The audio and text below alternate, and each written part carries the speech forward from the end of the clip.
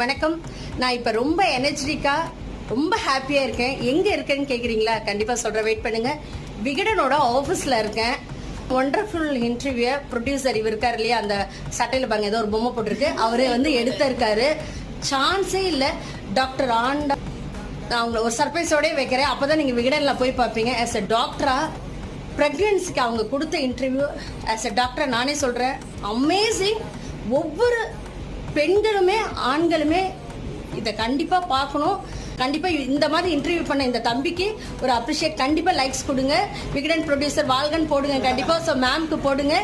So உங்களோட கண்டிப்பாக நானும் வந்து டிஸ்கிரிப்ஷனில் இதோடய அட்டாச் பண்ணுறேன். அவர் எனக்கு அனுப்பிச்சி விடுவார். அடுத்தடுத்து நம்ம விகடனோடய டச்சில் இருக்கலாம். அமேசிங் இன்டர்வியூ கொடுத்துட்டு இருக்காங்க கரெக்ட் டைமுக்கு.